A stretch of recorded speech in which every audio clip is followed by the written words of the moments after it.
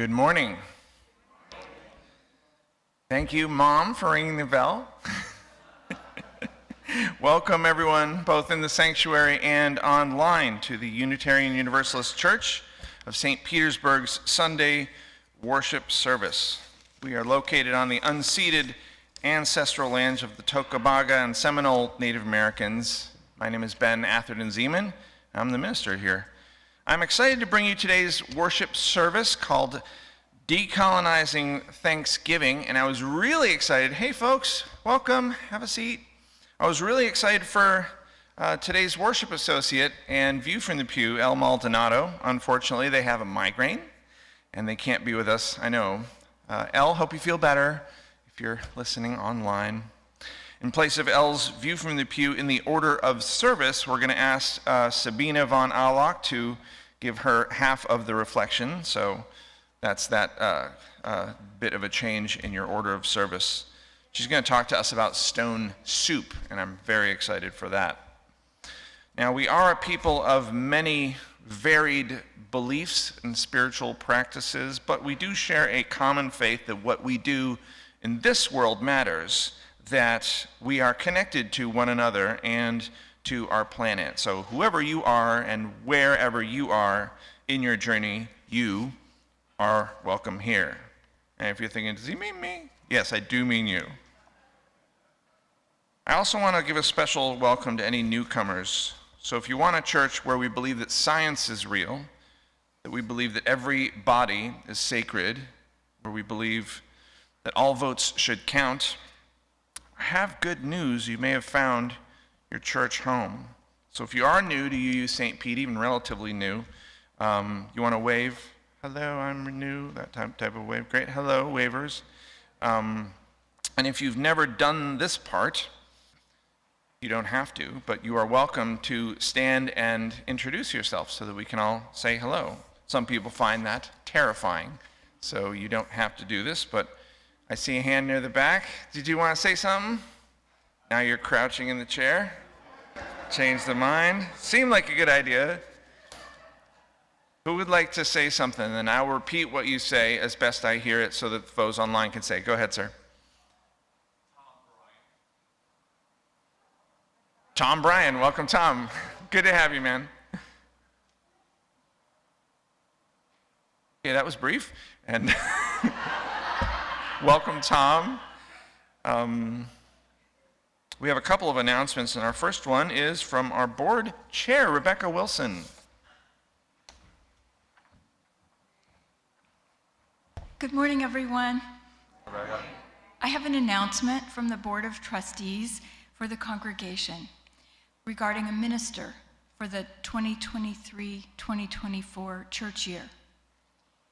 We have spoken with many of you, and we also asked the Minister Search Committee to gather input from the congregation. While fully understanding that the church is not just the minister, but is also the congregation, the whole community, the board and the congregation feel that we need a minister. We need the energy a minister brings, and we welcome the growth in terms of new members we've seen over the past year. In light of this, the board decided to ask Reverend Ben Atherton-Zeman to extend his contract for a third year to the end of July 2024. I'm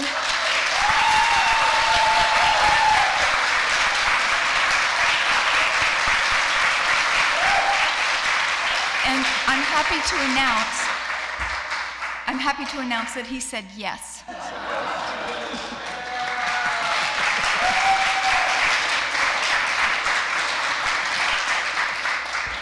There's a little more. We feel that this decision provides continuity and is best for the congregation in the short term through July 2024. It gives the search committee from now until the spring of 24 time to do their job of discerning what is best for our congregation over the long term. Meanwhile, we encourage members to work with the board and with Reverend Ben as we continue our interim work together. We also encourage members to communicate with the search committee during this time, and especially to participate in the search committee discernment activities, congregation-wide meetings, small group conversations, and surveys. We look forward to another year of growing and strengthening our community. Congratulations, Reverend Ben, and thank you to the congregation for your participation. Thank you. Yes.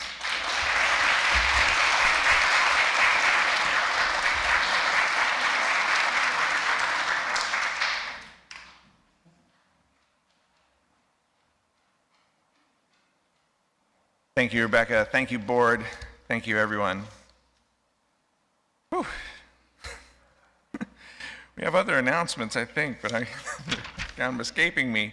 After worship, instead of our traditional coffee hour, we will have our annual Stone Soup Bowl auction. You're going to hear a lot about this, and it's the first time we've done this in person since 2019.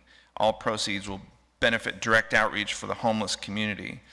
Soup will be served following the auction, and then at noon, we're going to have a gathering for anyone interested in becoming a greeter. So Jerry Humphrey-Gatz, I don't see Jerry because she's greeting, and Susan Bernauer, also probably greeting. Those are the two folks that you want to look to for that meeting, because I'm not sure where they're going to be. Finally, today marks Transgender Day of Remembrance, and at 5:30 p.m. there will be a march and vigil sponsored by the Trans and Liberation Collective of St. Pete. The march begins at 330 5th Street North. Rob Wallace and Laura Lorenzen and James Mack are live streaming and running the soundboard. Our greeters, in addition to Jerry, are Carol Ulmer, Patty Canewood, and Ellen Hayes. Our time for all ages will be given by Geneva Nelson. And there's no volunteer for RE, but Ms. Trish will be teaching our kids. There you are. Hi, Ms. Trish. Janae, Kelly, and Aaron are not here today, although Janae's working from home. So we are very glad that our very own Ryan Smith could fill in on the piano and accompany our UU St. Pete Choir back in person. Thank you for silencing your cell phones. Masks are now optional in the worship service, so let's take a moment to greet our neighbor. And remember to ask for consent if you're going to fling your arms around them or shake their hand or anything.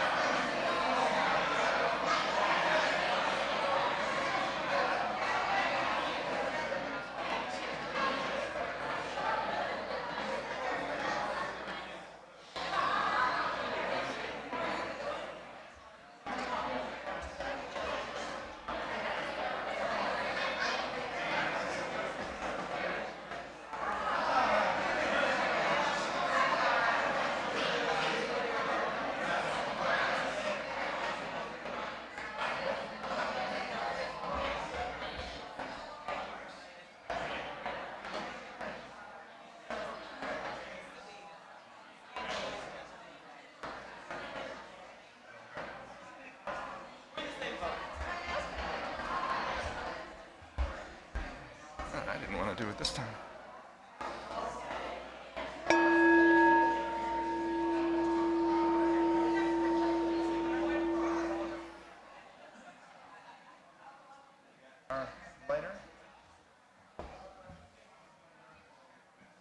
Our flaming chalice is the symbol of Unitarian Universalism, a symbol of hope, a symbol of the sacred, the quest for truth, the warmth of community, the light of reason, so many other things.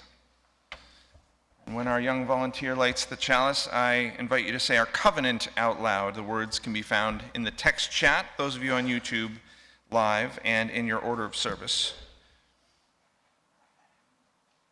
Love is the spirit of this church, and service its law. This is our great covenant, dwell together in peace, to seek the truth in love, to help one another. Our first hymn is number 134 in the gray hymnal. It's called Our World is One World. Please rise as you're willing and able.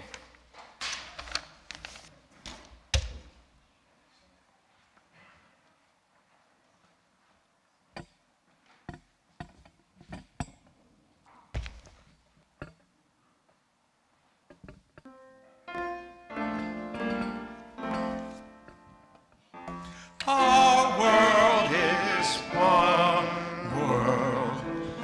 What touches one affects us all. The seas that wash us round about, the clouds that cover us, the rains that fall. Our world is one world. The thoughts we think affect us all. The way we build our attitudes with love or hate we make a bridge or wall. Our world is one world. Its ways of wealth affect us all. The way we spend, the way we share, are the rich or poor, who stand or fall. Our world is one world, just like a ship that bears us all, where fear and greed make many holes, but where our hearts can hear a different call. You may be seated. The children are invited to come forward for our Time for All Ages, featuring Geneva Nelson.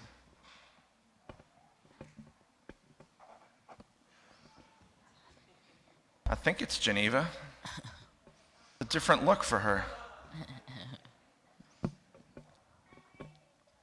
are wearing makeup, it's true. Different look for you. Good morning, children and everyone. Morning.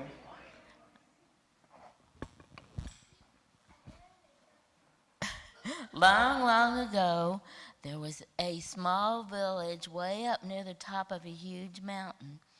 It was very cold every winter and there was lots of snow. But one winter was the coldest anybody could remember there ever being. One day, 3 travelers came through the village. Now, back then, there were no restaurants. It was a long time ago. Travelers who were hungry would just find somebody and pay them a little bit for some food. So the travelers began knocking on doors, trying to find some food. But at every house, they got the same answer. This has been a very harsh winter. We have very little food left from our fall harvest. We don't have enough for ourselves. We don't have any to spare. After hearing that many times, one of the travelers finally said, "Well, that's fine, but if you would just loan us a big cooking pot, we will make stone soup and we'll eat that." And the man said, "What is stone soup?" And the traveler said, "If you will bring a big pot and some firewood to the town square, I'll show you how to make stone soup, and you can invite your friends and neighbors. We'll show everyone." Well, word spread very quickly in the village. There wasn't much to do in the winter, and everybody was delighted to have visitors. So everybody in the village showed up. The travelers took the big pot and filled it half full of snow. They built a fire, put the pot on the fire, and then one of the travelers took out a small pouch from underneath his clothes and took out a small stone from the pouch and put it in the water. as it got hot, one of the travelers began stirring, and he said, "This is going to make a fine soup." The villagers whispered among themselves, "He's crazy. Water, hot water, and a stone don't make soup." But they were too polite to say it out loud. So, after a while, the man stirring the soup said, "You know, this will be a wonderful soup, but I bet it would be even better if I had one small onion to put in it. It would give it such a nice aroma." A man in the village said, "My family has had nothing to eat but onions for months now, but we can spare one small one." He went and got an onion, and one of the travelers took a knife out from his travel pack and cut it up, and they threw it in the water. The man stirring, after a while, he said, "You know, this would have such a nice color if I had just one small tomato to put in it." So a woman in the village said her household could spare a tomato, a small tomato. She went and got it. They cut it up and put it in the water. Everybody from the village brought one small vegetable, and they all went in the soup. Now I want you children to think about, if you were going to eat this soup, name a vegetable you would want to put in it. Just raise your hand and I'll call on you. What would you like to put in it? What? Potatoes. You? Carrots. Good. Spinach. Onions. Green beans. All right. It sounds like we have a great soup. Yes. Thank you. So when the soup was done, the travelers asked everyone to go home and get a bowl and a spoon and bring it back, and they would all eat the soup together, which they did, and it was delicious. The villagers learned that if everybody who doesn't have very much puts a little bit of what they have together, you can make something wonderful.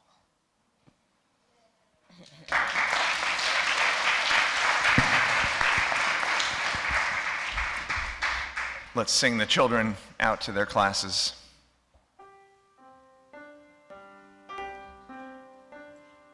Go now in peace, go now in peace.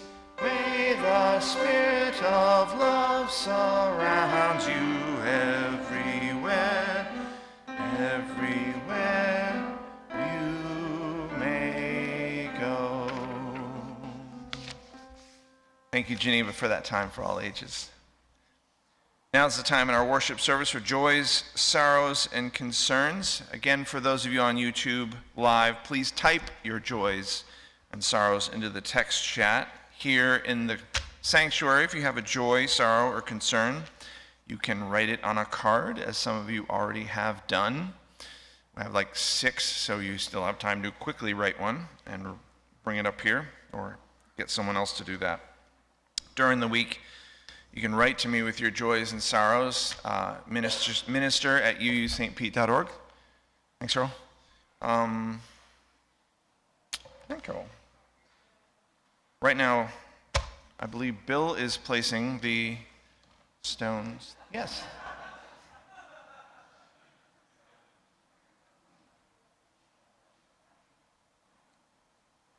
I don't understand this one. What? Okay. You have to read them as they come up, as well as read the thing. It's multitasking. Our first stone is from Edna Whistler, who says that it is a stone of love in memory of her trans loved one, Mika. As we said before, today is Transgender Day of Remembrance, and Edna asks us to pause for a moment to remember all the trans people murdered this year, to hope and dedicate ourselves to bringing about a more nonviolent, loving world. Stone of Sorrow from Ryan Richardson for the Lambus family of Adrian, Michigan. Their 9-year-old granddaughter suddenly passed away due to a medical emergency this week. A stone of concern from Susan Bernor, who tells us that Sally Carville is in hospice care. Yes, Susan asks us for thoughts and prayers. A stone for Stephen and Jane for healing, a stone of healing. Thanks, Christine. We have actually a couple of stones from both Trish Birch and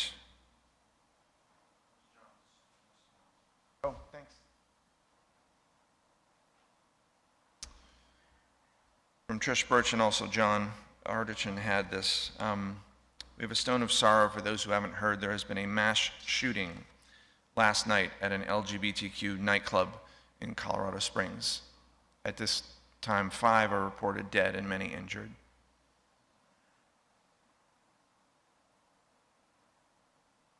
Just let us take a minute to breathe, and also, I'm missing a stone.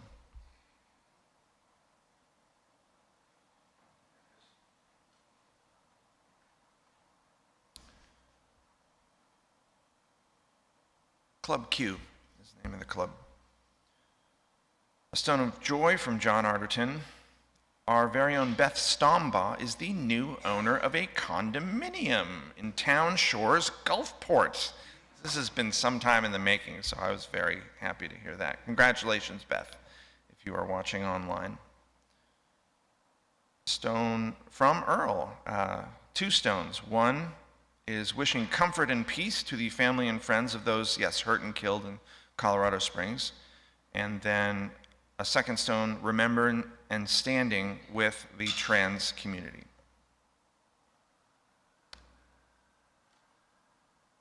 It's unsigned, and it's again a stone of love holding the people of Colorado Springs in my heart after the shooting this weekend, targeting the LGBTQ plus community. Stone from Steve, stone of comfort and recovery from Steve Sanderson, a recent visitor who I got to chat with this morning. Steve's wife Linda fell last Wednesday and fractured her shoulder. There's no surgery, and it will be several weeks of rehab and recovery at home. So blessings on her, Steve.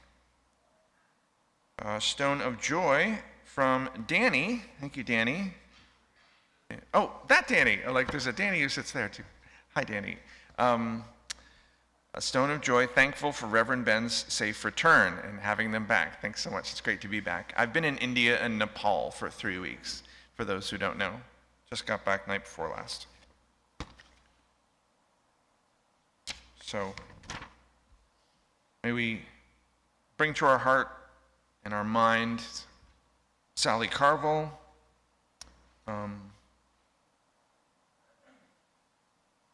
Steve Sanderson's wife Linda, all those who are facing health concerns, known and unknown. May we also continue working for universal health care in this nation. May all who are facing challenges find a comforting presence in the warmth and fellowship of community. And let's place the final stone for all the joys, sorrows, and concerns that remain in our hearts, perhaps too tender to be spoken out loud. And let's take a moment of silence together.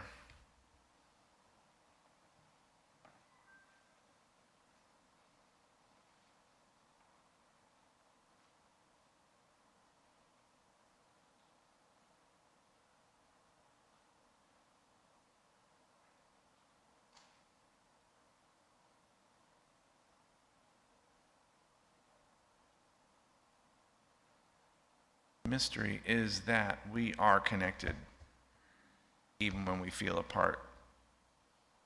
So let us rejoice in our beloved community that makes of the many one. So may it be.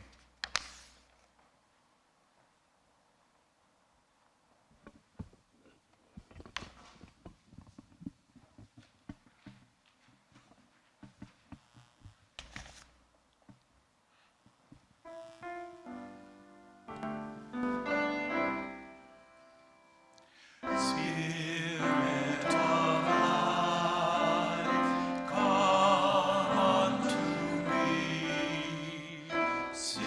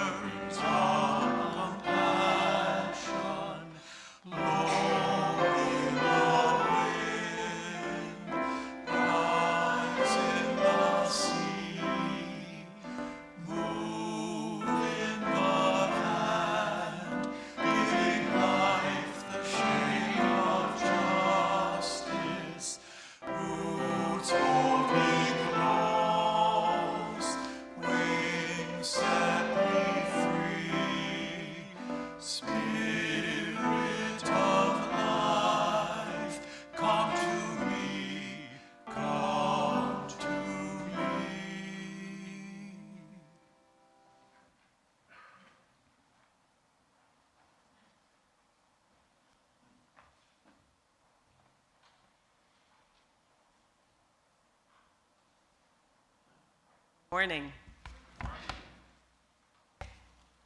Welcome to our 21st Stone Soup Sunday.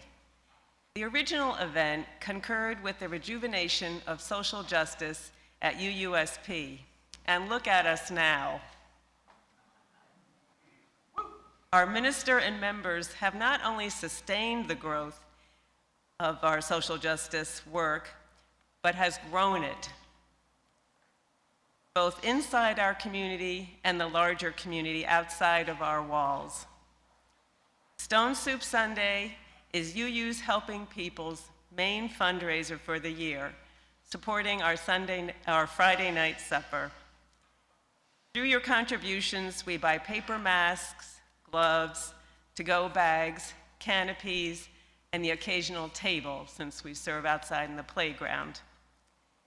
We also are able to make donations to Daystar, St. Petersburg Free Clinic's Women's Shelter, and Family Promise.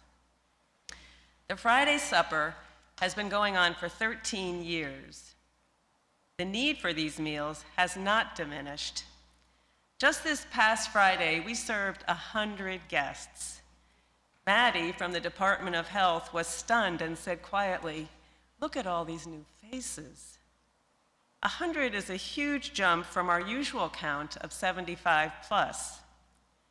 Running short on food for the first time that I ever remember, Dean Tully jumped in his car and bought 6 pizzas, turning around our shortfall and putting a lot of smiles on guests' faces. I witnessed a lot of what I consider to be heroic acts. George, our gate guy, transports Ed, one of our guests, back to Williams Park after every Friday meal. He calls this service Hoober, short for homeless Uber. You may have seen Ed around here or around town. He's tall, bald, few teeth, and has been cleaning our grounds for years. He just spread the mulch all over, you may have noticed.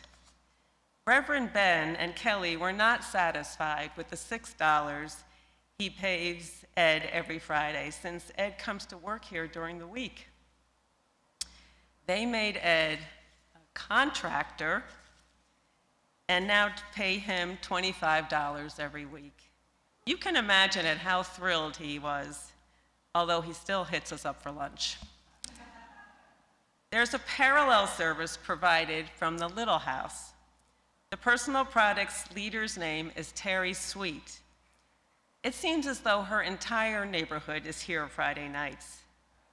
Sandra, one of Terry's neighbors, arranges for the St. Petersburg Bike Co-op to come during the year, and she funds their distribution of lights and bicycle locks. Sandra and George fund visits from Kona Ice. It warms my heart to see volunteers and guests lined up, equally sharing in their delight of the shaved ice. We have amateur hairstylists improvise with our outdoor plumbing, giving haircuts and shaves in the alcoves next to the Little House. Pat, one of our regulars, hadn't seen his full face for a year. Friday nights has taken on new meaning for many of us.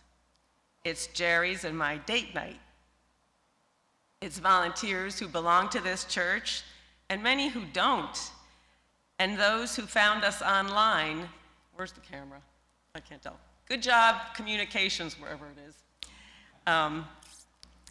which is impressive. Let me introduce to you some of our volunteers. Now, please don't be bashful, volunteers. Could you stand? Come on, Thorne, Lauren, Sandy, Jerry, William, me, Deb's here. All right, excellent, thank you.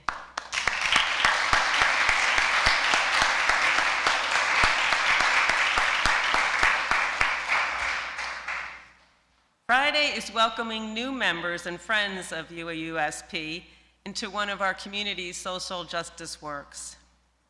Thorne is our most recent participant. It's volunteers bringing and serving food to 60 to 100 guests who may or may not be sheltered but are definitely in need. Anita and Casey drive their 50 sandwiches bagged and labeled, plus salties and desserts, from Skyway region each week. Does anybody remember moon pies? Okay. Casey found them, and we have them. Friday night is volunteers commandeering the Little House to distribute clothing, personal products, blankets, backpacks, laundry detergent, even cat carriers and cat or dog food. Friday night is the Department of Health dispensing vaccinations every month.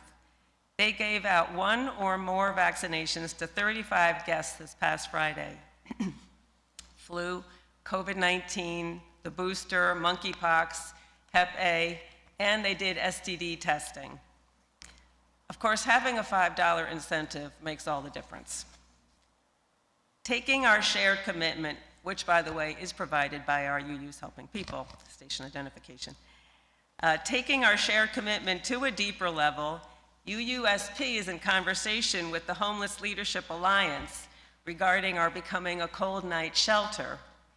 We will look to you to help us staff this endeavor. We need a coordinator, 3 to 4 volunteers, and providers of a light dinner every night to a maximum of 10 guests, every night where it feels like it's 40 degrees.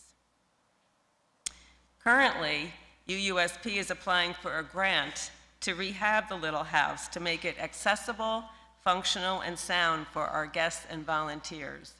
So keep your fingers crossed on that one.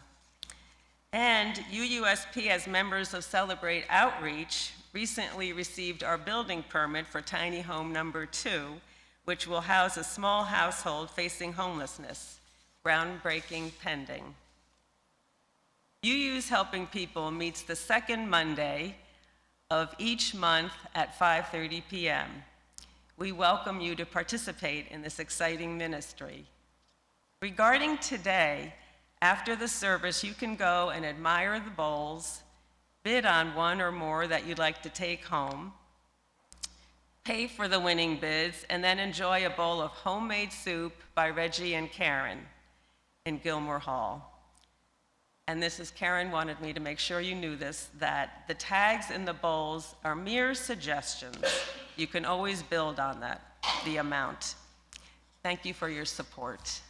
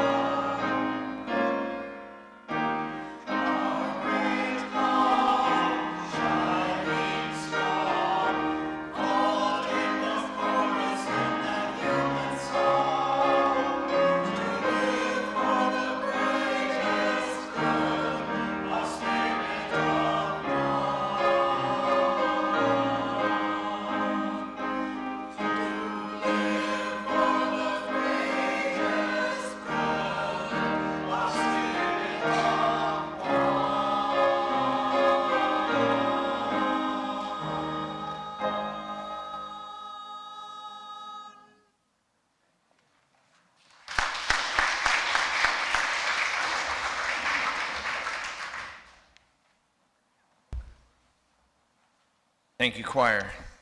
Thank you, Sabina. Today's worship service is the third from November, and our theme for the month of November, we have themes for the month, those of you who are new. The theme for November is change. I was out of the country for 2 spectacular worship services, but I got to watch via YouTube Live as we discussed voting and our 5th principle on November 6th, and then racial justice last Sunday. Today's theme is Decolonizing Thanksgiving. And next week we'll round out the month by listening to stories of women from India. Now, I like any excuse to express thanks and be thankful.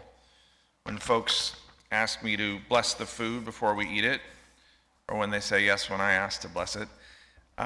So first I'll express thanks for the day that we're in, and then to the earth for providing the food, then to the people who brought it to us, finally for the ability to bring together, and then we eat if the food's not already cold. Most of you know, well, you all know, because I told you now, that I just came back from a 3-week trip to Nepal and India, and I stayed in many hotel rooms. And every time I leave a hotel room, I thank the room for sheltering me. It's a habit I learned from Nipponzon Myohoji, monks and nuns of the Buddhist order. And I thank them the way they do. Namu Myoho Renge Kyo. I do it 3 times. When I fly on airplanes, I bring chocolates for the flight attendants and for the gate agents. Whatever's on sale at CVS, basically. I want to thank them for doing their jobs, and partly I want to do that because I know that most of their feedback isn't always thankful. So, an entire holiday devoted to being thankful seems almost too good to be true. And it certainly dovetails with our focus today on Stone Soup and the work that UU's Helping People does in our community. And Stone Soup itself is another tale of shared meals fostering strengthened community, like the traditional Thanksgiving story, except, like much of our history in the United States, that traditional holiday story is based on a colonizing myth. According to the Smithsonian Magazine article from this week's UU St. Pete newsletter, the myth is that friendly Indians, unidentified by tribe, welcome the pilgrims to America, teach them how to live in this new place, sit down to dinner with them, and then disappear. They hand off America, says the author, to white people so they can create a great nation dedicated to liberty, opportunity, and Christianity for the rest of the world to profit. That's the story, says the article. It's about Native people conceding to colonialism.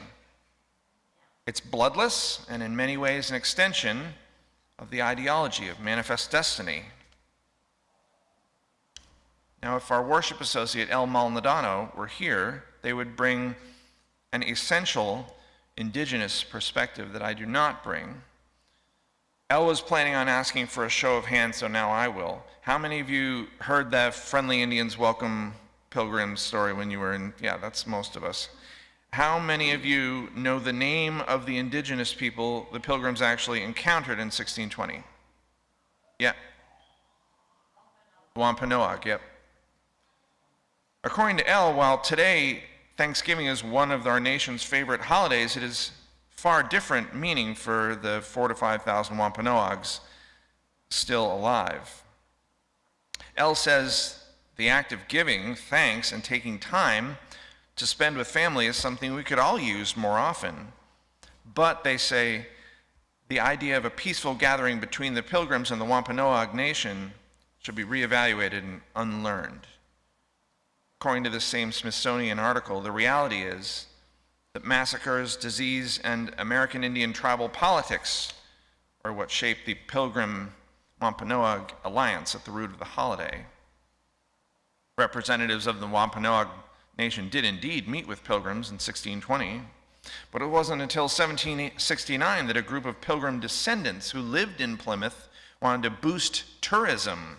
So they started planting the seeds of the idea that the pilgrims were the fathers of America. Then in the 1800s, during Reconstruction, that same Thanksgiving myth allowed New Englanders to create this idea that bloodless colonialism in their region was the origin of the country, having nothing to do with the Indian Wars and slavery. Americans could thus feel good about their colonial past without having to confront the really dark characteristics of it. Now, I've spoken at length about white supremacy and the whitewashing of our history that prevents accurate analysis and deconstruction of that white supremacy. And when I do so, some white members of the congregation write me to ask that I give equal time to topics that help you feel better, rather than topics that make you feel guilty. And at first glance, this seems like a balancing act. We spend time on one and then the other. And I agree we can't, in good conscience, just focus on thankfulness while ignoring the historical myths and the reality told to us by indigenous people like Elle. That would be disrespectful to Elle, to the other indigenous members of our congregation and of our community. Nor do we want to give up this idea of a holiday based on thankfulness. With so much, in particular today, with all those stones of sorrow, so much to be upset about, it's helpful to focus on the positive and on our gratitude. But maybe it's not a balance. I submit to you that we can do both at the same time. We can listen to, learn from, and amplify the voice of indigenous people, those of us who are not ourselves indigenous. And we can spend time focusing on what we are grateful for. Okay, Ben, how do we do that? During my interview for this job, I was asked how I would balance social justice with pastoral care, and I replied that I didn't think they were different, or maybe they were both sides of the same coin. In our congregation, we can hold one another with love and with accountability at the same time. Now, one of you wrote to me just before I left for India and Nepal. You said you left worship services feeling guilty and shamed from the pulpit. Thank you for that email. It really made me think. Maybe this one is on me. When I think about an issue of injustice, I get pretty angry. Maybe in that equation of love and accountability at the same time, I don't emphasize the love enough. There was a guy named Paul who said, if I speak in the tongues of humans and of angels, but do not have love, I'm a noisy gong or a clanging cymbal. If I have prophetic powers and understand all mysteries and all knowledge, and if I have faith so as to remove mountains, but I don't have love, I'm nothing.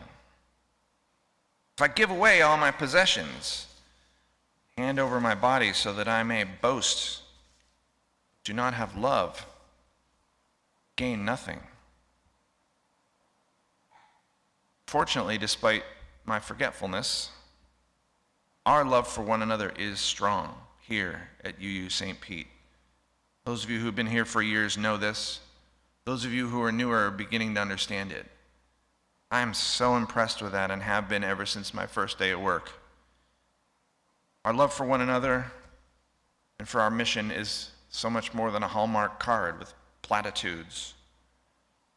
Our love for one another and for our mission can get us through unintentional racist microaggressions, can get us through disagreements and arguments, being killed just for who you are, and another mass shooting in another LGBTQ nightclub.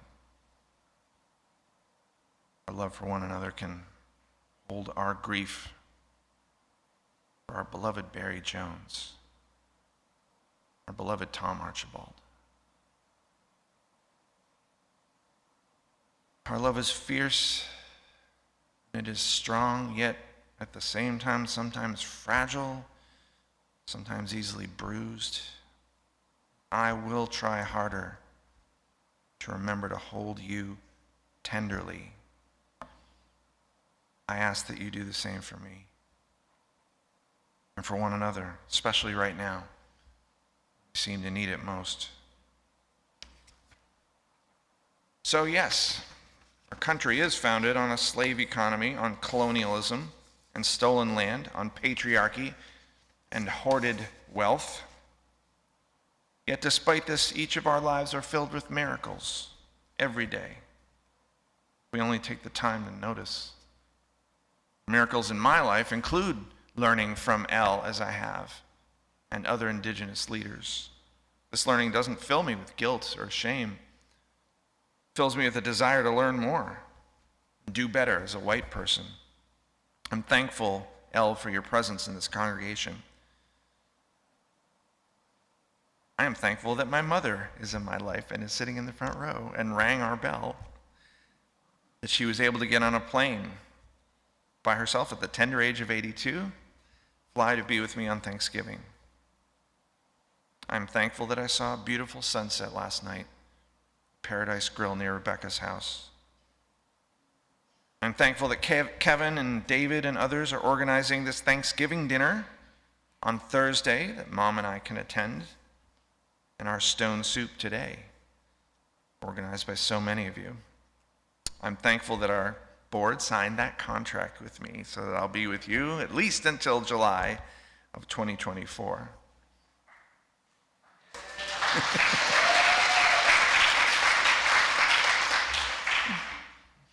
I'm thankful to have this spectacular, beautiful, smart, sexy partner and wife, Atherton-Zeman, has just left to go visit her mom in New England. What are you thankful for? It's good in your life. YouTubers, if you would, write it in the text chat, and here in the room I'll repeat what I hear that you're thankful for so that they can hear it. Yeah. It's faith community. Thanks, Cynthia. My wife, thanks. Health. Good. Ryan?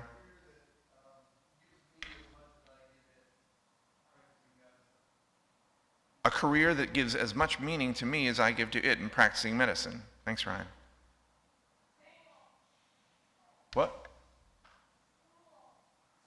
School. Yeah, Jerry. My son, you said? Your son is healthy. Music. Charisma. You mean yours? Lots of people's. Yeah. Family.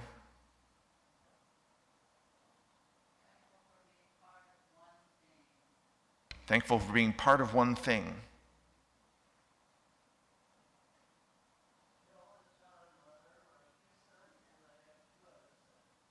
Thankful for all 4 sons, including 2 of them, Bill and John Motter. Yeah.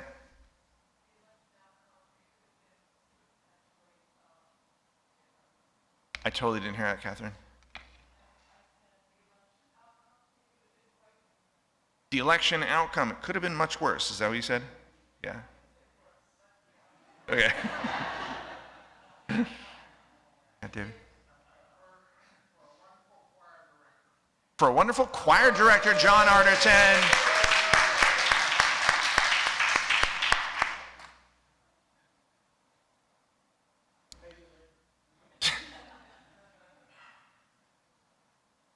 I'll leave you with words that I heard from the pulpit while I was in India.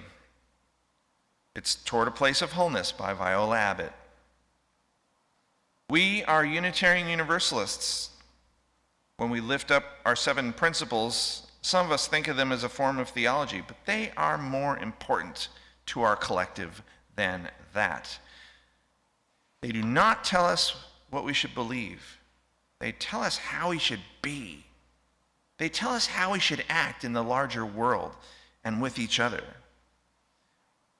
We are brought here today by the fact that Unitarian Universalism has fallen short of the image that was presented to the world and to many of those who embraced this religion. But we are also brought here today by the truth that Unitarian Universalism has shifted course to move toward a place of wholeness, a place that perhaps never existed for us as a denomination. It has been a long and sometimes unforgiving road to today, but we are here today because we are mindful of that past and because we have hope for the future. We want the practice of this faith to be a fulfilling manifestation of its promise. Open your hearts, says Viola Abbott. Seek new ways of understanding. Come, let us worship together. Our world is one world. And as the choir sang just now, our great love shining strong, calling the chorus and the human song to live for the greatest good, spirit of one. Our love for one another, for our mission is strong, it's fragile, it's precious, and it will guide us. Amen. Ashe. Blessed be.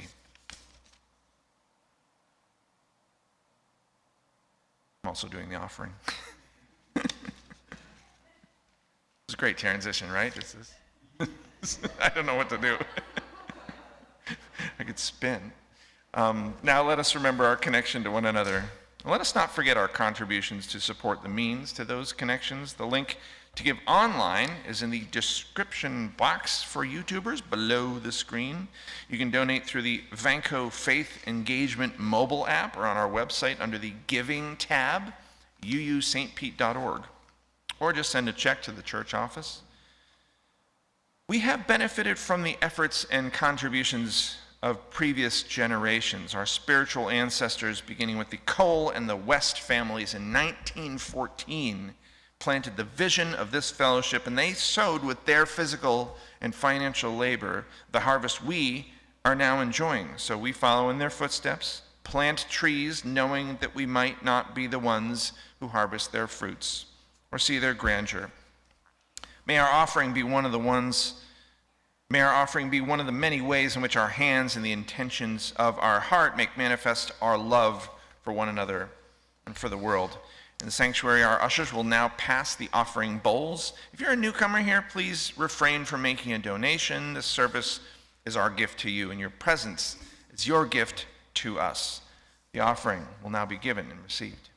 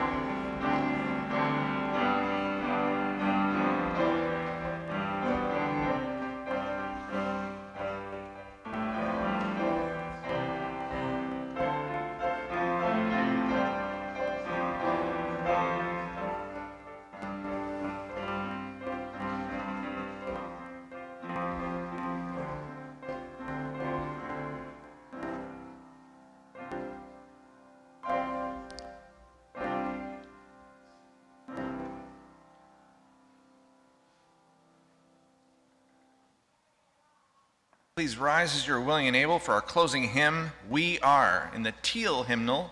It's number 1051.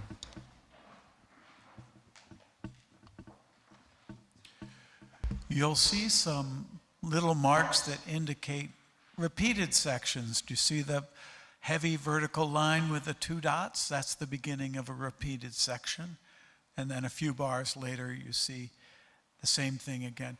We're going to observe that, but the next section that begins at the bottom of the page, that goes over onto the next page, we're not going to observe that one.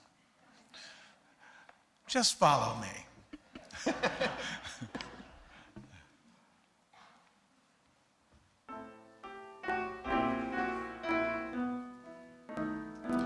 For each child that's born, a morning star rises and sings to the universe who we are. For each child that's born, a morning star rises and sings to the universe who we are.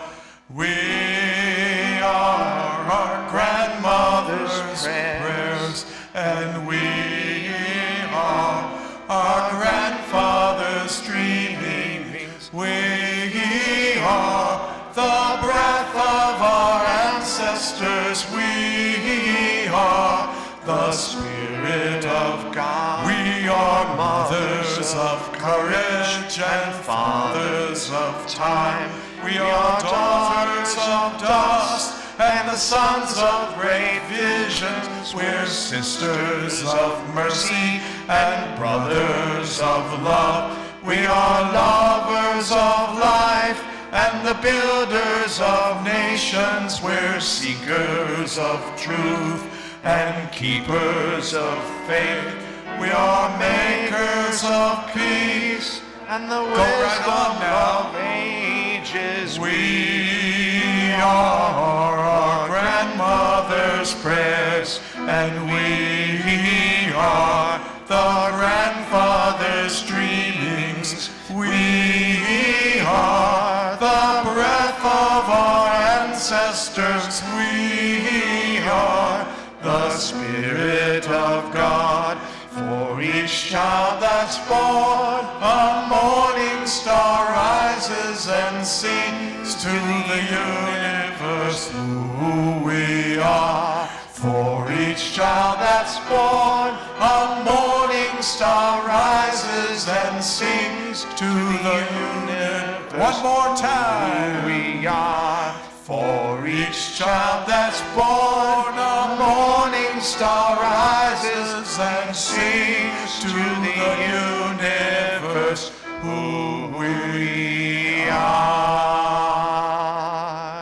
You may be seated. Thank you, Ryan. Ow, indeed. Thank you, Ryan. Now feel free to follow along with the hand gestures as Bill extinguishes our chalice. The words to our traditional chalice extinguishing are in your order of service. Online, they are in the text chat. We extinguish this flame, but not the light of truth, the warmth of love, or the fire of courage. These we carry in our hearts and out into the world.